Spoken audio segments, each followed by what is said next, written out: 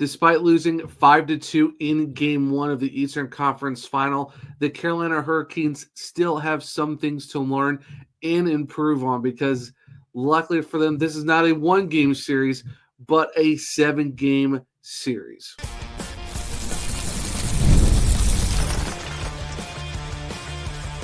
You're Locked On Hurricanes, your daily podcast on the Carolina Hurricanes. Part of the Locked On Podcast Network, your team every day. Welcome to a Wednesday edition of Locked On Hurricanes, your team every day, part of the Locked On Podcast Network. Thank you to the Everyday for making this your first listen of the day. 5 days a week, Monday through Friday, talking everything about your Carolina Hurricanes. I'm your host, Zach Martin.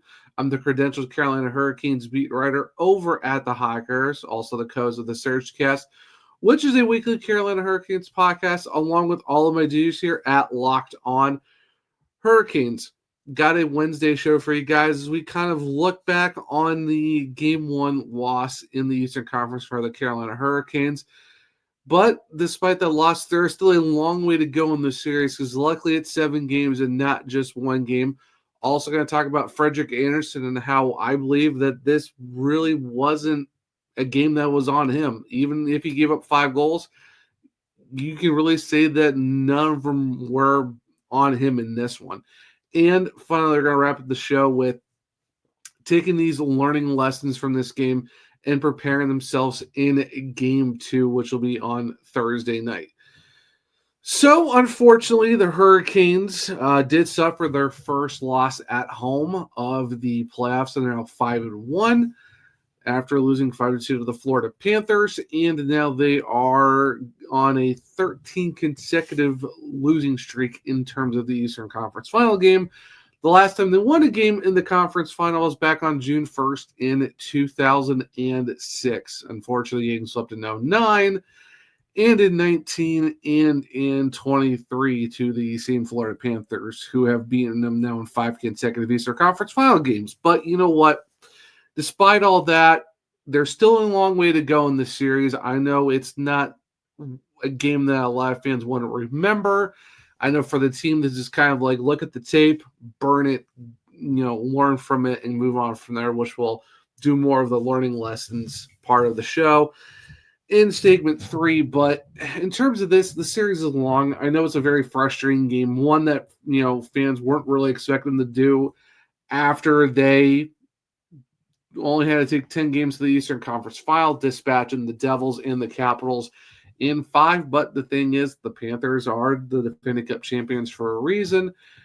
And it's just one of those games where it's kind of almost like a wake-up call because the Hurricanes found their way to get to where they were at in 10 games. And, and Sebastian Aho said it before Game 1, if you want to be the best, you got to beat the best. And Florida came to play in this one, and that's even with them having the short turnaround playing Game 7 on Sunday night. So for the Canes, it's just unfortunate. They were doing pretty well for the most part, and then Sebastian Aho gets a penalty. They score on the power play, which they got 2 in this game, which is kind of crazy to think about. The Hurricanes gave up 2 power play goals in the first 2 rounds combined, and on Tuesday night, unfortunately, they gave up 2 in one game. Then 4 minutes later, they go down 2-0. At that point, it's kind of sideways for the most part until, Sebastian Aho does get a goal with 15 seconds left.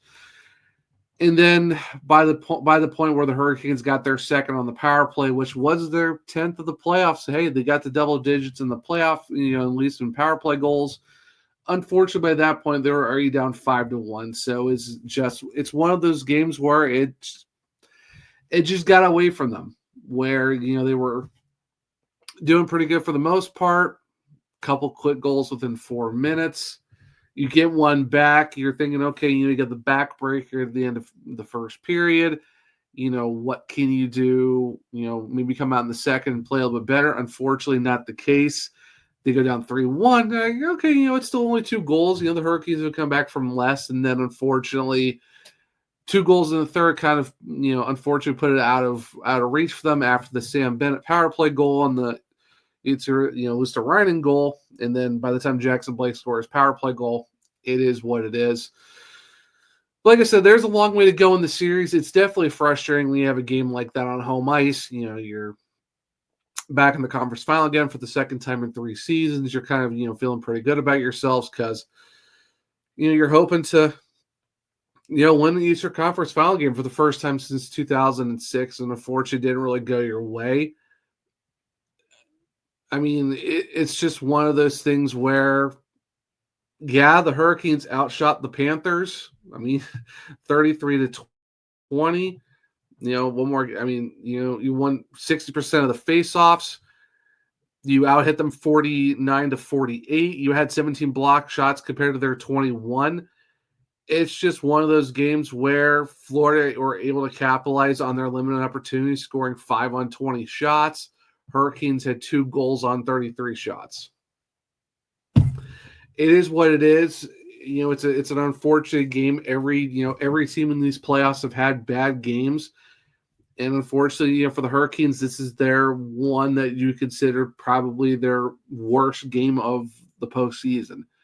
But you know what? It's only in game 1. It's not like, in game 7 or, anything like that where it's like a do or die game. It's game 1. Luckily, it's a 7-game series for a reason. They still have, 4 more. They still have 6 more games to win, 4 of those to move on to the conference to the Stanley Cup final. It's just one of those unfortunate games that the Hurricanes had. On paper, you pretty much, you try to do the best as you can. It's just the Florida Panthers proved why they're the Florida Panthers. They were able to capitalize when they needed to. I mean, you look at per the hockey stat card, great website if you want for anything analytics when it comes to individual offense, team offense, individual defense, all that type of stuff. Jacob Slavin had the only defensive perfect card for the Carolina Hurricanes. Did really well, almost got up to a 2 grade on the score composition. Seth Jarvis had the best overall game, especially individual offense. So he was probably the top guy in terms of whole analytical impact for the Hurricanes in this one. And then Sebastian Aho had the only perfect offensive card because Jarvis did have a little bit of a team defense average hit against him, but individually he was fine. But for, Aho, only forward the perfect card. Slavin, the only perfect card for the defense, but Seth Jarvis had the overall best card out of those guys. So, I mean, if you really look at it, there is some, I guess, things to kind of, be happy about. I mean, Seth Jarvis had the only multi-point game, point game of the night, had 2 assists, of course, on the, Aho goal, which bounced off his skate and went into the net. And then, of course, finding Jackson Blake right in the blue, right on the doorstep for the tap in. For the power play goal, which, like I said, is the Hurricanes' 10th of the playoffs. But, him along with Svechnikov and Aho were the only guys that finished with a +1 for the forward cores. That was really about it in terms of that. The only guys with a +1 on the forwards. In terms of defense, Jacob Slavin, like I said, had the perfect defensive stat card, 3 blocks, 4 shots, 21-3 of ice time, was the only +1 on the defense. So there's, I guess, some silver linings to have there if you, try to look for a positive out of this. At least your top line is doing top line things in this game. Like I said, with Svech, Aho, Jarvis, Svech gets an assist, Jarvis with 2 assists, Aho with a goal. They combined for 11 shots. Aho had 6, Jarvis had 4. Svech had 5 hits, Aho with 4, Jarvis with 2, and Sebastian Aho had 3 blocks. Not an overall bad game, and that's why you see Aho had the perfect offensive stat card for what he did. And like I say, he scored a goal, but Jarvis had his game where he went multi-point night.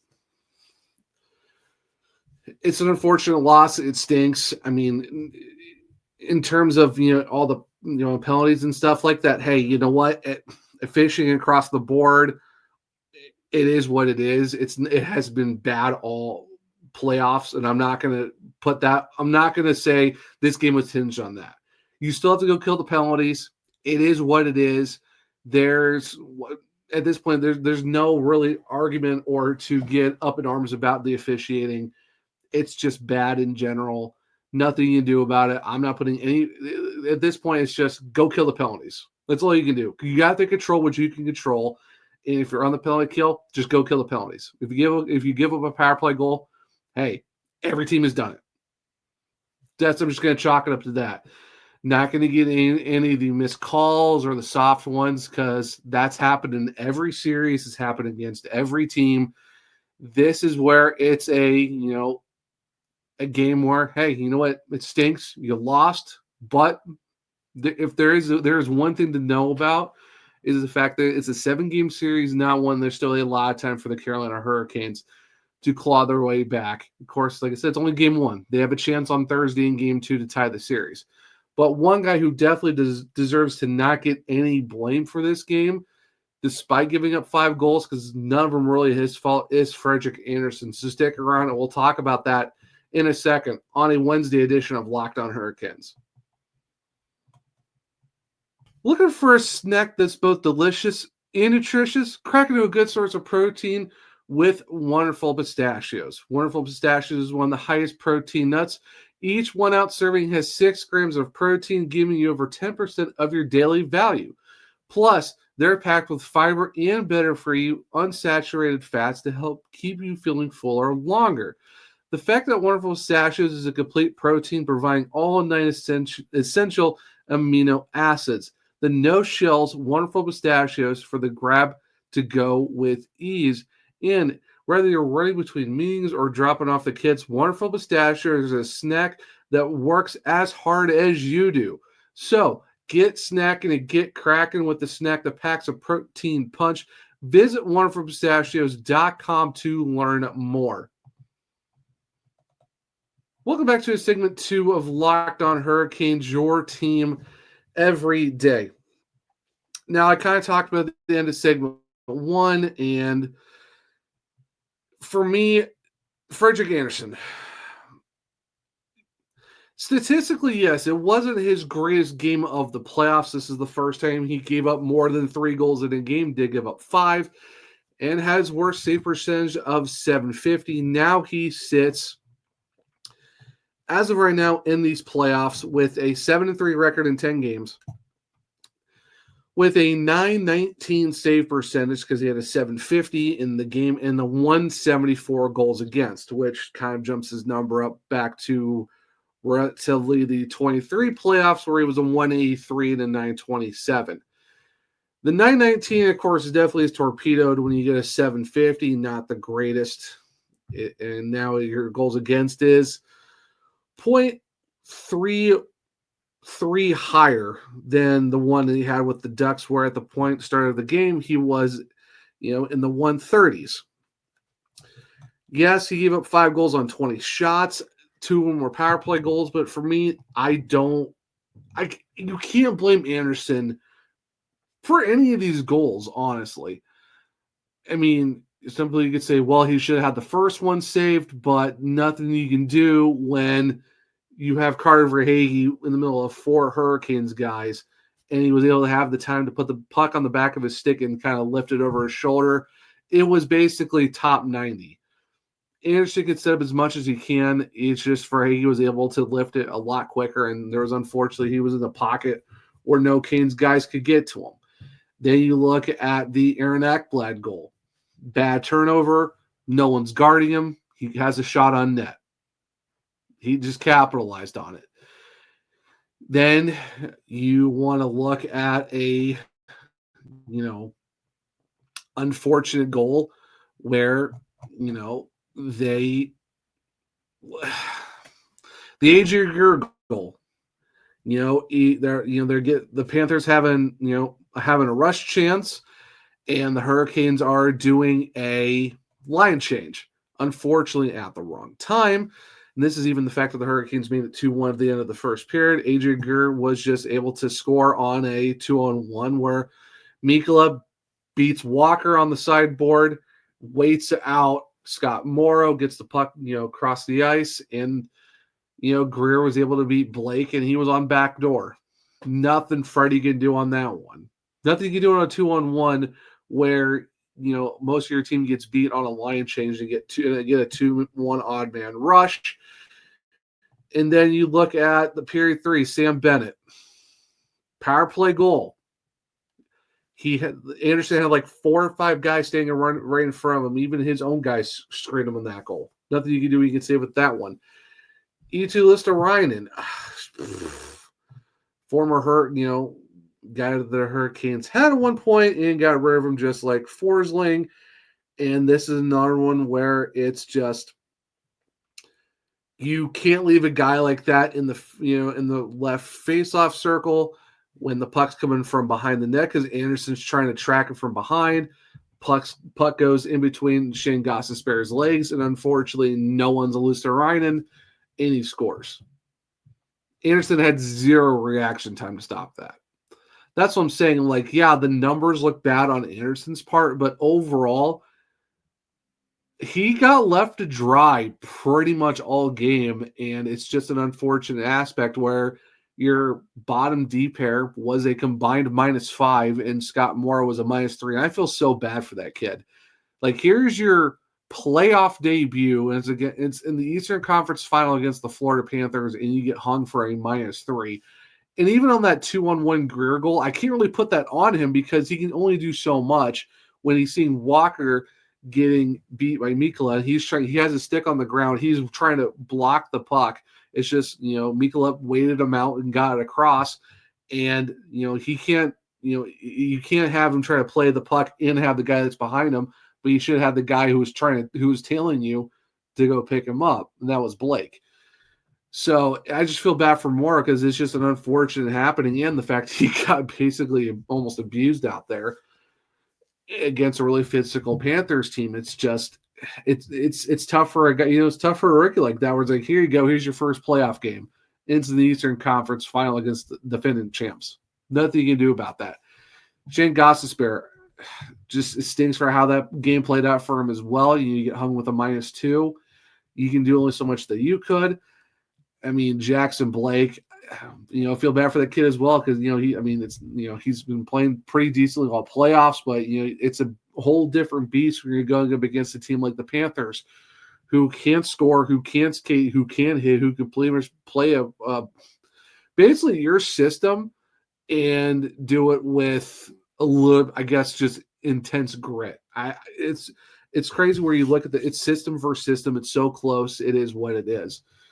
So yeah, it was just a tough night for the rookies. You have to feel bad for those guys. But in terms of Frederik Andersen, I mean, this is a game where, yeah, on paper, if you were just looking at the box score, it's like, wow, Andersen had a terrible game. Why did he give up 5 on 20 shots? But if you watch the game, if you understood how the plays developed, how the game went, I don't know if you can put any goals on him. I don't know how you do that because you can't leave a guy like, Verhaeghe alone with 4 guys around him, giving him opportunity to set up a score. You can't screen your goalie when you got Sam Bennett on the ice and he's scoring goals. You got a 2-on-1 rush where you're in the middle of the line change and you get beat backdoor. You're giving Lusterainen all the daylight in the face-off circle, on the left side, and then no one's around him. Like, you left a lot of guys open. You left a lot of opportunities for them to score on you. You could say maybe 1, but I'd say 0. This is a game that's not on Andersen. This was just an overall not an ideal game for the Hurricanes. They came out. They were trying to throw hits. They were trying to be physical. They got off their game, and it was just not Hurricanes hockey of where they control the tempo. They were trying to play a more physical game, and it basically just got off of their fundamentals of what they do, what they usually do. So I think they're trying to match what the Panthers do. And the fact of the Hurricanes is the systems might be kind of close, but it's not the same. And I think that's kind of what hurt the Hurricanes a lot in this one, is they weren't playing their system. They were trying to emulate what the Panthers did to counteract what they were doing. And you played very disciplined hockey against the Devils and even the Capitals. And I feel like that the Hurricanes weren't really necessarily disciplined to their system. They kind of went off their game. They went off their scouting report of what they were supposed to do. And unfortunately, they got burned for it. But in terms of Andersen, I'm sorry, I can't put any of these goals on them. I can't put this game on them. It was just overall the team just in general was just not the greatest. It was not an ideal game. But like I said back in segment one, hey, it's one game. There's still 6 more games left in this series. Game 2's on Thursday night. All you can do is just learn from it and move on. And speaking of that, what are the learning lessons that the Hurricanes can take from this game 1 loss to transfer it to game 2 and tie the series up before it goes back to Sundays for game 3? Stick around, and I'll talk about it more here in a second on a Wednesday edition of Locked On Hurricanes.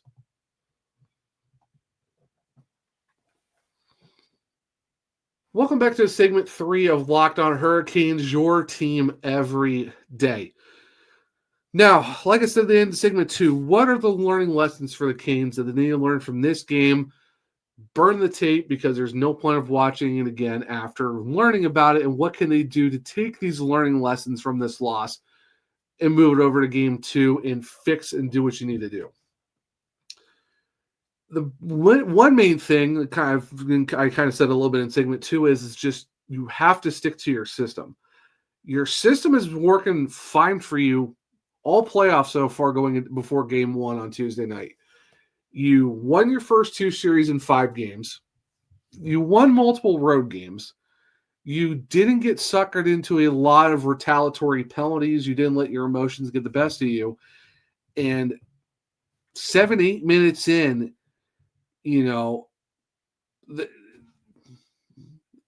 it's always the retaliatory penalties that are going to get called.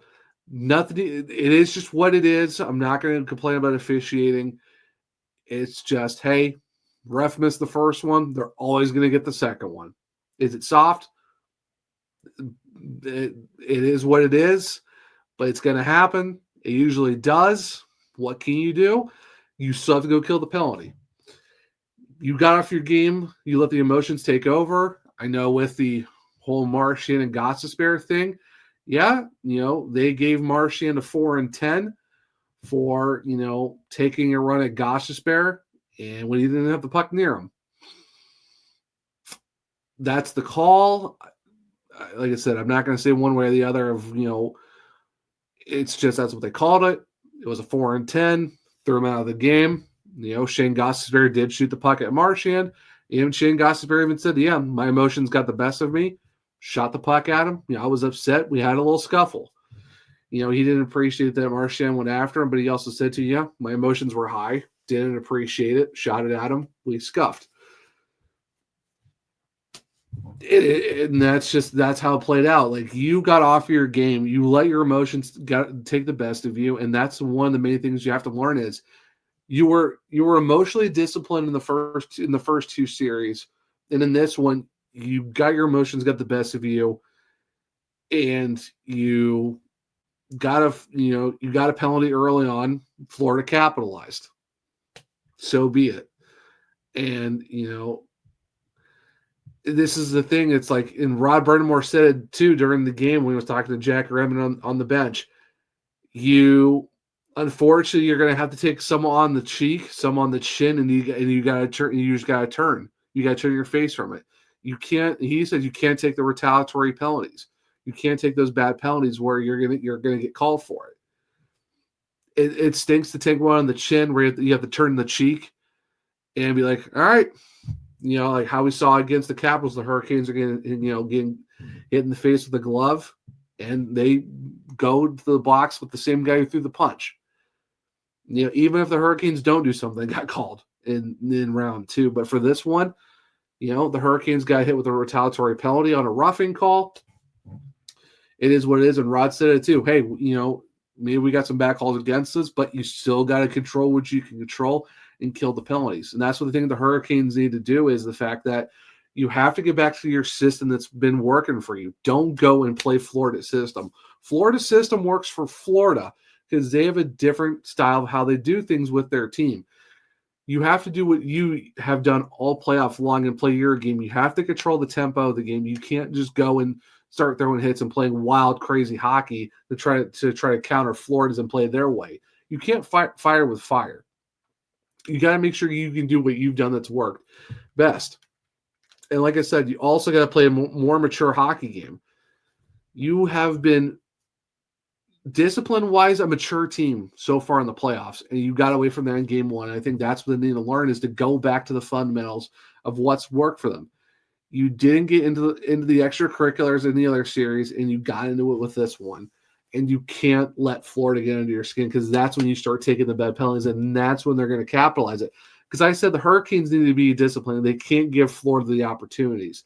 Yeah, Florida had less power plays than the Hurricanes did, but they capitalized on 2 of them. Like I said, you limit their power plays, they won't score on you. Unfortunately, you gave them enough, you gave them too much room, and they scored. So that's where the discipline really needs to come back in. You have to play your system. Do not try to match what Florida's doing. You got to play your system that works best. And there's hopefully Jalen Chatfield's back. If not, then you're really going to have to figure out something with the defense, because it was, Tim Gleason and those guys are probably going to have to go figure out, like, hey, how can we just lock it in? Because it was just all over the place for the most part out of Jacob Slavin's, perfect stack Harden +1.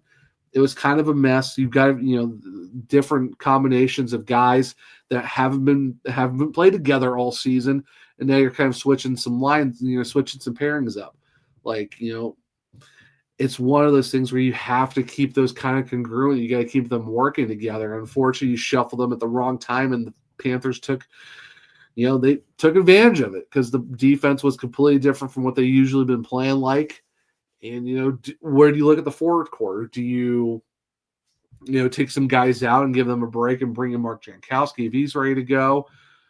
How do you work that out? It's just, you got to figure out, what's going to help for the team. And hopefully you got, Jalen Chatfield back and go from there, because he was definitely missed. He logs a lot of minutes. He plays really great on both sides of the ice. And it's just, you got to hope that he's ready to go for game 2.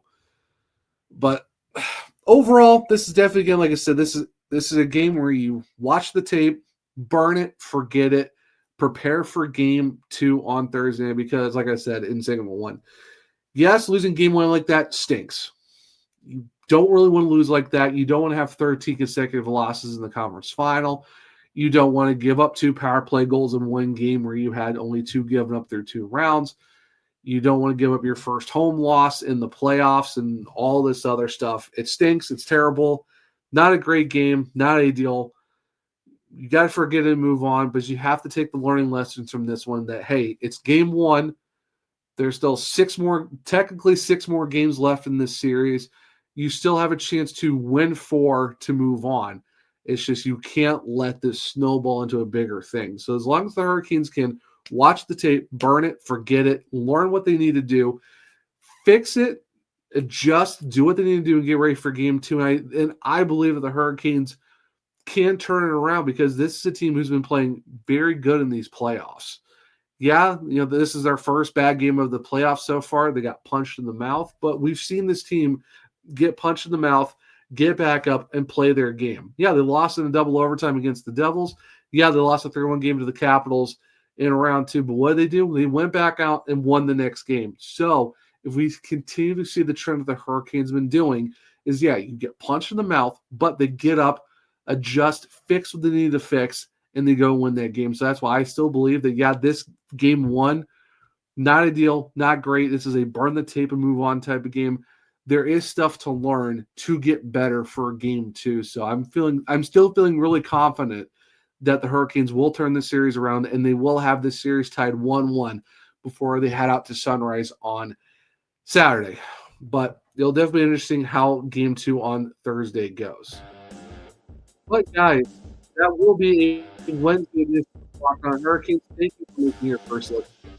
For your second list, check out Locked On NHL Game Night. Every game, every night until it's down Cup champion is crowned. Get local analysis on a national scale. Find NHL Game Night on Locked On NHL on YouTube or wherever you listen to the podcast.